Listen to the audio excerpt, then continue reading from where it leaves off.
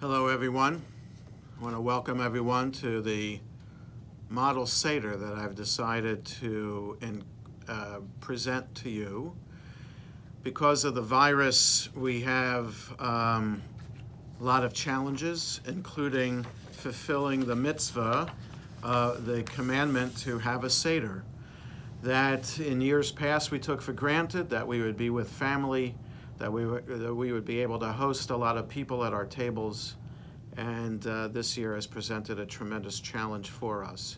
So I want to present this opportunity, this so-called model Seder, to run through the Seder for you and to help you prepare for the holiday, what you'll need, and how to do the different parts of the Seder. So I want to show you the various items that you're going to need to prepare for the holiday. First, on your Seder table, you're going to need a Seder plate. Either just a regular plate on which these items are going to be placed, or what is traditional to have a designated Seder plate. Not everybody might have such a Seder plate, but perhaps you have one that you haven't even used ever because you've been going to other people for a Seder. Don't worry as to whether you have a Seder plate or not. You just need to have these items on the plate. And I'll show you in a moment how they should be arranged around the plate.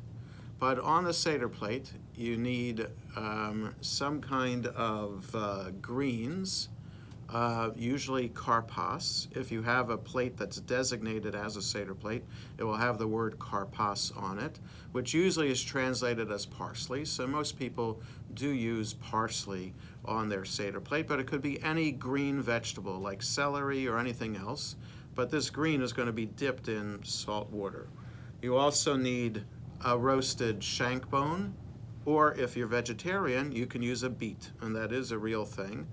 The kosher markets have individually wrapped shank bones in their meat section, so you don't have to worry about looking too hard to find such a thing. But again, if you're vegetarian, you could take a beet and roast a beet and have that on the Seder plate to represent the specific Passover sacrifice. You'll also need bitter herbs, so usually that is horseradish for maror. It could be the fresh root itself, or it could be out of the jar. Romaine lettuce for that section of the Seder plate known as chazeret. Some kind of bitter, kind of leafy vegetable. So it could be romaine lettuce, could be arugula, could be endive, something like that has a bitter kind of taste to it.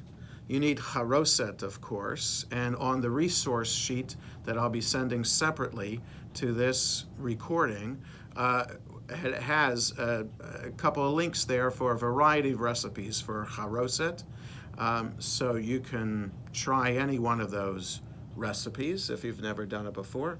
And you need a roasted egg, not a hard-boiled egg, but a roasted egg. Actually put an egg inside of tin foil inside your oven and let it roast. And that roasted egg represents the holiday offering, not the specific Paschal lamb, but it represents the holiday offering. What you will also need on your table are a stack of 3 matzahs, either on a plate or in a separate kind of holder that's designated as your matzah holder. 3 matzahs representing Kohen, Levi, and Israelite, the 3 kind of segments of the Jewish community. You need a Kiddush cup for yourself and anybody who's at your table with you. You need a separate cup designated as the Elijah's cup, filled with grape juice or wine for Elijah, who we welcome into our Seder. And for those who are more egalitarian, you can also include Miriam in your Seder, Moses' sister, who, because of her, the rabbis say the people of Israel, throughout their journey through the desert for 40 years, because of Miriam, a well followed them along to provide them with water. So we remember Miriam by having a cup of water on the table. You also need a cup of salt water on the table to dip the vegetables in. And you need, either on the Seder table itself or on a separate table in the room you're having a Seder, candles to light the holiday candles. So these are all the items that you need. For the Seder plate itself, there is a particular way that you need to arrange those items on your plate. And every Haggadah, no matter what Haggadah you use, I'm just happening to be using this new Haggadah from Tablet Magazine, traditional Haggadah with some nice readings in it, and other ideas as well. So in it, you see the picture of the Seder plate. So no matter what Haggadah you use, the first pages of it will have such a page to tell you how to arrange all the items on your plate if you don't have a designated Seder plate, which would tell you already what to do. So we're going to follow along with the Haggadah, and I'll explain as we get to each part what to do. I won't necessarily be singing or reciting or reading any of the prayers in the Haggadah. That you can do yourself from whatever Haggadah you use. And again, on the resource page, there are links there to a variety of resources and Haggadot available for whatever kind of Seder you want to have. The first thing you would do is light the holiday candles before the Seder begins. The tradition is to start the Seder at candlelighting time, and because of daylight savings time, the holiday begins this year between 7:20 and 7:30 in the evening, so that's when the candles should be lit. Now, that is the tradition for starting the Seder. You can start the Seder earlier if you wish. The only thing is that many say that you should save Kiddush for when it gets after candle lighting time. So if you're starting your Seder earlier, and if the idea of having the Seder happen after sunset is important to you, then you can go out of order and say Kiddush later in the Seder when it gets to be the appropriate time. Otherwise, you can do the Seder in whatever order you wish that you're comfortable with. I'm presenting to you the traditional way to do it. The first thing in the Seder is to go over the parts of the Seder, and there is a traditional melody for that, and you can find that on the resource page as well. There's one link there for the songs of the Seder. And if you don't know any of the songs of the Seder, just go to that resource, and you can play it at your Seder, or you can play it ahead of time and try to learn it to try to sing at your Seder yourself. So you go through the Kadesh Urchatz, Karpas Yachatz, Magid Rachza Motzi Matzah, Maror Korech, Shulchan Orech, Tzafun Barech, Hallel Nirtzah. So those are the parts of the Seder. So now we begin with the first part of the Seder. I'm doing this very low tech, so in case you want to go through this video at the Seder yourself, you just look for this title page that I have here, Kadesh. So we get to Kadesh, and we say the blessing over the first cup of wine. I'll say this for the other cups as well, but you can use kosher wine or you can use kosher grape juice, whatever you're comfortable with. You don't necessarily have to drink the entire cup of wine, nor do you have to fill your cup all the way to the top. You want to have enough to say the blessing over. So that means not just one sip. You want to be able to take 2 or 3 drinks out of your cup for it to count as a sufficient amount to drink for the blessing. So you say the blessing over the first cup of wine, and this is the traditional Kiddush for the holiday itself. Again, it's on the resource page, how to sing Kiddush. So it's Kiddush and Shehechianu, and then before you drink the wine, the tradition is to recline. The idea of reclining for the Seder is an important idea because the rabbis say we have to actually physically show that we are free, that we are no longer slaves. For the rabbis 1800 years ago who developed this whole idea of the Seder, they were looking to the Romans as the example. And they knew that wealthy Romans, when they feasted, did so reclining. And for them, that meant having an actual kind of chaise lounge, what you can imagine sitting in at a pool or at the beach, with the back folded down flat, and people would be lying on their side while eating. So most people that I know, I've actually never heard of anybody reclining in that way. But that's the reclining that the rabbis were talking about. In fact, archaeological discoveries of Roman villas in Israel have what they found to be a dining room with, on the mosaic tile on the floor itself, kind of a design like a little two-sided square to make a rectangle to show where the table is supposed to go or the chair is supposed to go for the reclining. So we know that this is what is done. So we recite the Kiddush, we recline, kind of lean over to the side, and then drink from the cup of wine. The next part of the service is Orchatz. This is the part of the service in which we wash hands without saying a blessing.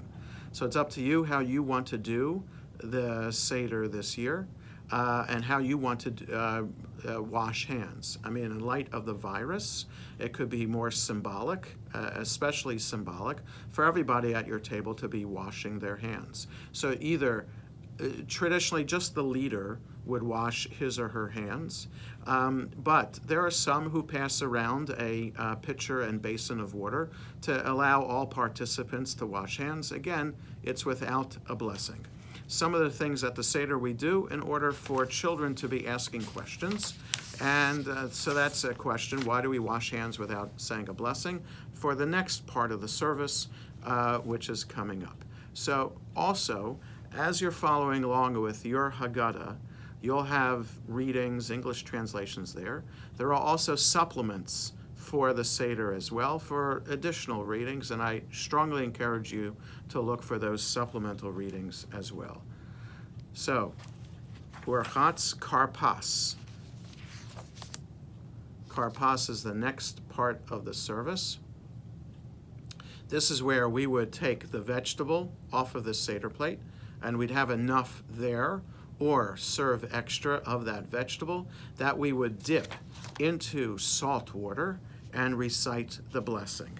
So the blessing to be recited is the blessing for vegetables, Baruch atah Adonai Eloheinu melech haolam, borei pri ha'adamah. So dip the vegetable first in the salt water, and then recite the blessing, and then eat the vegetable. So again, it could be parsley, that's what I use in my home, but you could use celery, you could use cucumber, any kind of green vegetable that highlights the spring season is what's traditionally used for karpas. It's also customary, and I've seen this in the Haggadah that I use, the Haggadah called A Different Night, that at this point to take a break and serve appetizers. So as we're dipping the vegetables in the salt water, the concept of dipping could be also related to the kind of appetizers that we eat. So in my home, we serve gefilte fish and chopped liver, these dipping kind of foods. You can serve any other kind of dip with vegetables with it, or whatever you want to do to kind of alleviate people's hunger, so to allow people to go through the rest of the Seder before we get to the meal itself. So I strongly recommend this new custom of eating other dipping kind of foods at this point. At this point in the Seder now, there are some people who actually, as we get to each part of the Seder, do that Seder song, the parts of the service, and sing it up to the part that we're up to. So now we're up to Yachatz, So there are some people who would sing now when we get to Yachatz, the new section, Kadesh Urchatz, Karpas Yachatz. So as we do each section, we do Kadesh when we do Kiddush. And when we wash the hand, Kadesh Urchatz, right? So sing the song up to that point, each part of the Seder that you get to. So for Yachatz, you go to your stack of 3 matzahs, that take the middle matzah and break it. And you don't want to break it exactly in half. However it breaks, the bigger part, you're going to set aside for the afikomen. At some point, you're going to want to hide that afikomen, the tradition is, and then we're going to eat that afikomen when we get to the tzafun part of the Seder.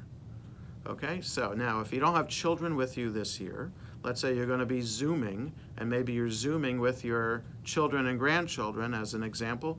So whoever is doing the Zooming, they should have some matzah set aside for whoever in their family is going to be looking for the afikomen. So you want to, if your tradition is to give a gift to whoever finds the afikomen, somehow you're going to have to be creative in how you're going to do that. So for Yachatz, we break the matzah. Now for the next part of the Haggadah, the next part, this is the lengthiest part of the Haggadah is this section called Magid. Kadesh Urchatz, Karpas Yachatz, Magid. So we're up to Magid now. The Magid section begins with the first uncovering all the matzah, and we're supposed to raise the Seder plate as we say this paragraph, Halachma anya di achalu avatana ba'ara de Mitzrayim. This is the bread of affliction that our ancestors ate in the land of Egypt. Let all who are hungry come and eat. Let all in need come celebrate Passover. Now we are here. Next year may we be in the land of Israel. Now we are slaves. Next year may we be free. This sets the theme for the entire Haggadah. Remembering that we were slaves and recognizing that now we are free, but also looking forward to the time of the Messiah when we will all be living in Israel. So Halachma is the first paragraph that we do. Look to your Haggadah for other readings here. Also then, the tradition is for the youngest person at the Seder to recite the 4 questions. Look to the resource sheet for how to do that, for for people singing the 4 questions in Hebrew and in English, for other things like that. So those are the 4 questions that mark the beginning of the Magid section. Then we start telling the story. So however you want to tell the story, again, look to the resource sheet for ideas of how to act out the story. But the main feature of the Haggadah is Vehigadata Levincha. So Haggadah Vehigadita. That's where it's from. Same word, to tell. Haggadah is telling. Vehigadita, you should tell your children. That's the idea of Passover. That's not just for us to do the parts. We have to tell the story as if we're reliving the story by having this Seder. We know from studies done of the Jewish community, sociological studies done, that the Seder is the number one thing that most Jews do. Over 80% of the Jewish community have some kind of Seder. So it's in our bones as Jews to be having a Seder and telling the story of Passover. So follow along in your Haggadah for whatever parts, all of it, some of it, a little bit of it, that you want to do for Magid. Be creative. Come up with a script like the resource page has. Dress up as different characters in the story. Have somebody be Moses. Have somebody be Pharaoh. Have somebody be a slave. Have somebody be Miriam, etc., etc. Act out the story. Bring it to life. That's what we're supposed to do with this Magid section. But as we follow along with the traditional Haggadah, we have the story of the rabbis in the attic telling the story and getting so involved that somebody has to come and tell them, Rabbis, it's almost dawn, almost time to recite the Shema. And then we have the section of the four sons, related to four different times in the Torah in which we have the commandment to tell our children about the story of Passover. And those verses appear in slightly different forms, which created the tradition of there being a wise son, an evil son, a simple child, and one who does not know how to ask. So depending on the Haggadah that you use, it could be four sons, it could also be four daughters. So it all depends. But it's interesting to see the readings here. And then it goes to another section here, breaks up after the four children with a couple of paragraphs explaining that part of the story here. You're supposed to cover the matzah, lift your cup of wine or grape juice, and sing or read the Vehi Sha'amda paragraph. And it is this promise that continues to hold for our ancestors and for us, since it's not only one nation that rose up to destroy us. In every single generation, they strive to destroy us, but the Holy One rescues us from their hands, right? And so we cover the matzah again and continue with telling the story. And here we have the lengthy midrash, the lengthy rabbinic commentary on one paragraph that's in the book of Deuteronomy, what we're supposed to say when we bring the first fruits to the temple in Jerusalem. We're reminded that our ancestor was a wandering Aramean. We went out down to Egypt, and God brought us out with a mighty hand and an outstretched arm. And the midrash, the rabbinic commentary, is on each phrase of that paragraph. So again, tell the story, act out the story in whatever way is comfortable for you. Then we get to the 10 plagues.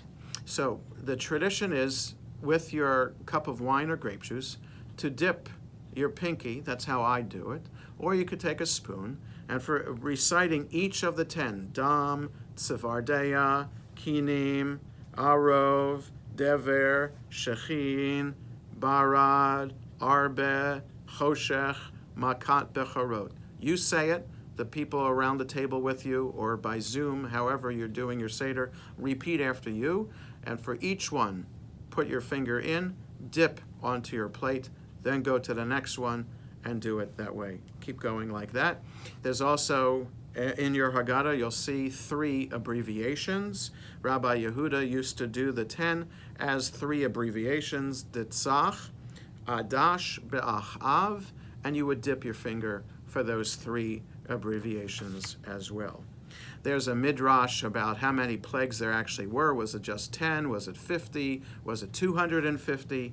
And then there are the song Dayenu. Again, go to the resource page to hear how Dayenu is sung and to see other ways to sing it. In my house, we usually do 3 lines of the long list here. It would have been enough. Ilu, Ilu, Hotzianu, Hotzianu, Mimitzrayim. So we have that. If only God had taken us out of Egypt, it would have been enough. If only God had given us Shabbat, it would have been enough. If only God had given us the Torah, it would have been enough. So those 3 lines are the 3 lines that we sing, but I read through the entire list of Dayenu. And then, after the Dayenu, the tradition is to point to 3 different symbols that are there on your table and to highlight what those symbols mean to us. So you point to the shank bone, to either the shank bone or the beat, and you say the paragraph, Pesach shehayu avotenu ochlim bizman shebeit hamikdash haya kayam al shuma. Why do we eat the Passover sacrifice? And then you read that paragraph. Then you read the paragraph about matzah. Matzah zo sha'anu ochlim al shuma. Why do we eat matzah on Passover? And then you point to the maror, the bitter herbs, and ask, maror zeh sha'anu ochlim al shuma. Why do we eat maror? After the maror paragraph, we get to this famous paragraph in every generation. In each and every generation, every person is obligated to see themselves as if they left Egypt. B'chol dor vador chayav adam lirot et atzmo ki'ilu hu yatsa mimitzrayim. As it says, because of this God did for me when I left Egypt. Not only did the Holy One redeem our ancestors, but God redeemed us together with them.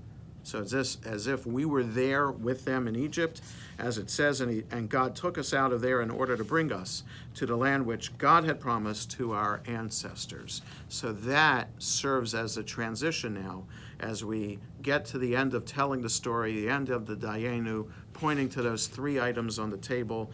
This serves as a transition now to celebrate with two of the paragraphs that are from the beginning of the Hallel service in the prayer book. Therefore, we are supposed to thank, praise, laud, glorify, exalt, honor, bless, elevate, and acclaim the one who wrought all these miracles for our ancestors. Then we have the first paragraph from the Hallel, the second paragraph from the Hallel, and then we get to lift the second cup of wine or grape juice and say the blessing for that. Baruch atah Adonai Eloheinu melech olam sher ge'alanu v'ga'al et avotenu mimitzrayim v'higianu halayla hazeh la'achol bo matzah u'maror kein Adonai Eloheinu v'elahei avotenu yagienu l'moadim v'le'ergalim acherim haba'im likratenu l'shalom smechim b'vinyan irecha v'sasim ba'avodatecha v'nochal sham min hazavachim u'min ha'pesachim asher yagia damam al kir mizbachecha l'ratzon v'nodeh lecha shir chadash al geulatenu ve'al pedut nafshenu baruch atah Adonai ga'al Yisrael. And then the Kiddush Baruch atah Adonai Eloheinu melech olam borei pri hagaf, and we recline again and drink from the second cup of wine. This now leads us to the next section of the Haggadah, which is Rachtzah. Kadesh Urchatz Karpas Yachatz Magid Rachtzah. So here, everybody washes hands with the blessing. So the way I wash hands is take a cup of water and pour 3 times on one hand, then take the cup and pour 3 times on the other hand. And as I get both hands wet like that, and then shake off water like that. As I do the shaking off, because that's what the blessing al netilat, for the shaking of hands. Baruch atah Adonai Eloheinu melech olam asher kitshanu b'mitzvotav et sivanu al netilat yadayim, for the shaking of hands. Then after shaking off a little bit, dry your hands with paper towel or towel. Then we get to Motzi Matzah. This is the blessing for eating matzah. It's a double blessing, both a blessing for hamotzi and the blessing for matzah itself. Now, the type of matzah you use should be plain matzah. It should not be egg matzah. And because traditionally egg matzah, because it has eggs in it and also some kind of juice, that makes it enriched. And one cannot say the blessing hamotzi on something that is enriched, something that is not just flour and water. So be sure to have plain matzah for your Seder. And some people use shmura matzah just for the Seder. So that's matzah that was watched, that from the time the grain was growing in the field until it became flour, until it was made into matzah, it was watched so that no water got on it at all.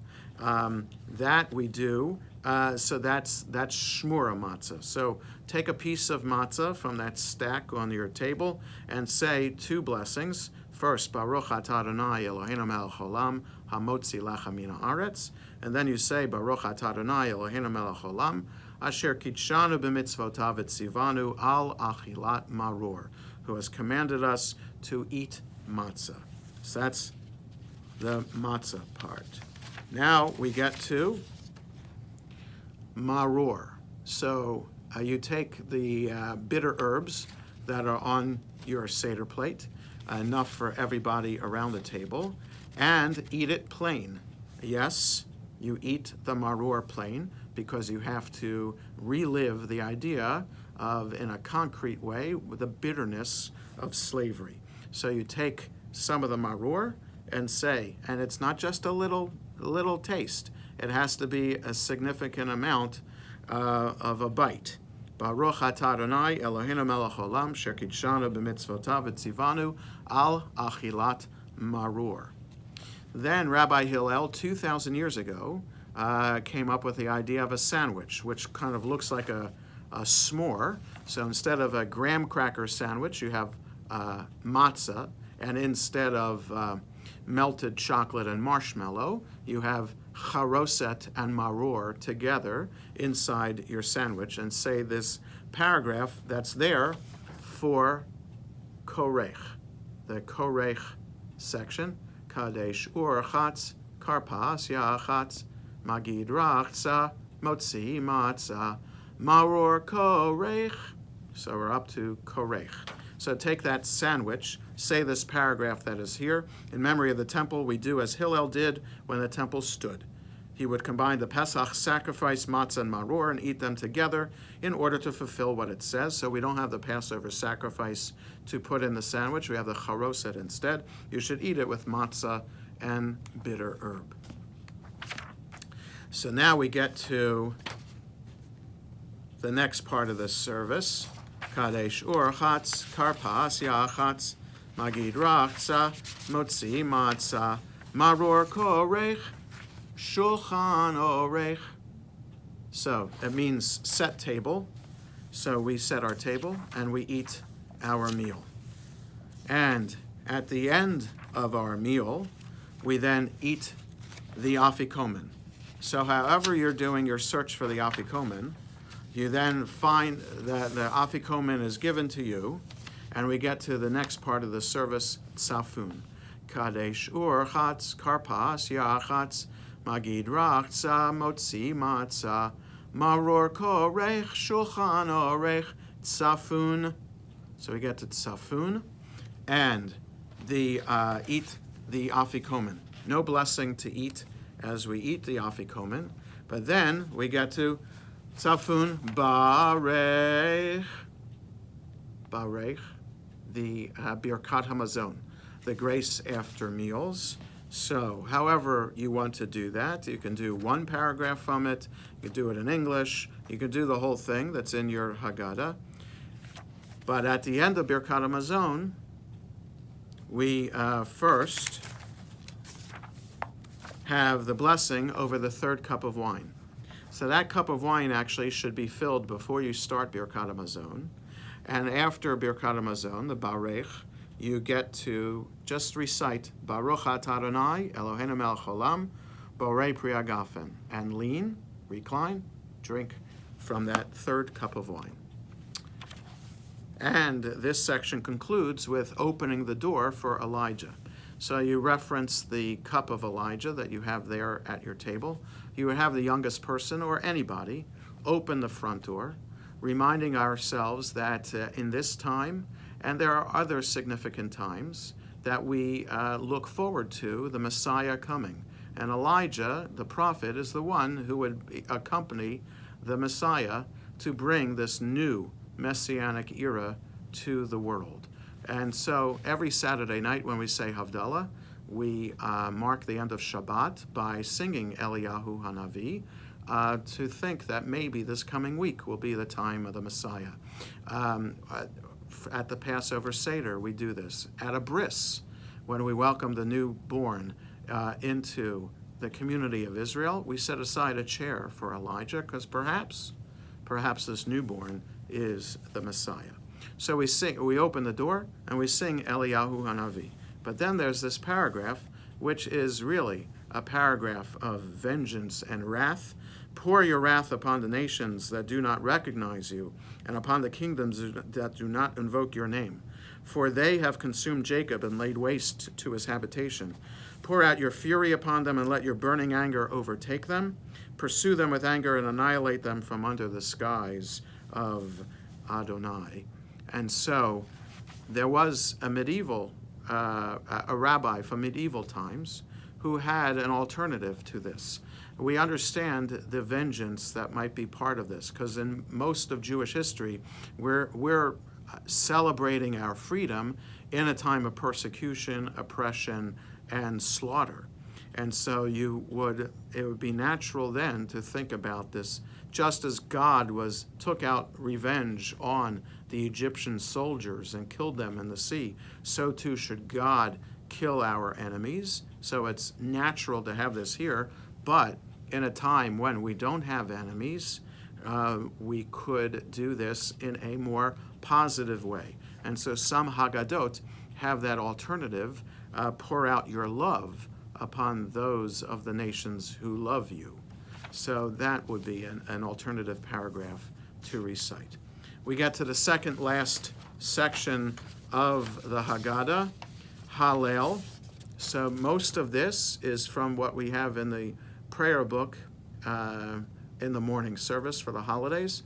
Hallel, Kadesh Urchatz, Karpas Yachatz, Magid Rachza, Motzi Matzah, Maror Korech, Shulchan Orech, Tzafun Barech, Hallel. Second to last part. So we recite however much of this Hallel that we want to do, and it also has a section that is part of the end of the preliminary service on Shabbat and holiday mornings, the Nishmat paragraph, also extolling God's greatness. And the Hallel section ends with the fourth cup of wine, saying, Baruch atah Adonai Eloheinu melech haolam, borei pri hagafen, drink from the fourth cup of wine while reclining as you do so. And we get to the last section of the Haggadah, and that is Kadesh Urchatz, Karpas Yachatz, Magid Rachza, Motzi Matzah, Maror Korech, Shulchan Orech, Tzafun Barech, Hallel, Nirtzah. The last section, which has all the songs that we're familiar with. So we have, and those are on that resource sheet as well, Kilo Na'eh, Kilo Ya'eh, Adir Hu, and Echad Miodea, who knows one. You could give out parts to people at your Seder, everyone taking a different number and singing that.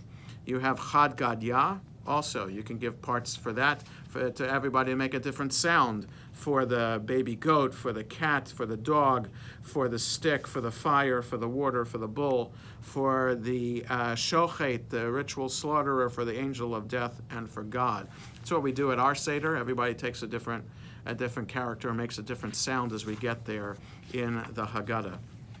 And then the section ends with a paragraph, the Passover Seder has been completed properly, Chasal Sidor Pesach Kehilchato, according to all its laws and rules, just as we were privileged to celebrate it, so may we merit to perform it. May the pure one who dwells in heaven raise up the innumerable congregation and very soon lead the offshoots of the planted stock redeemed to Zion in joy.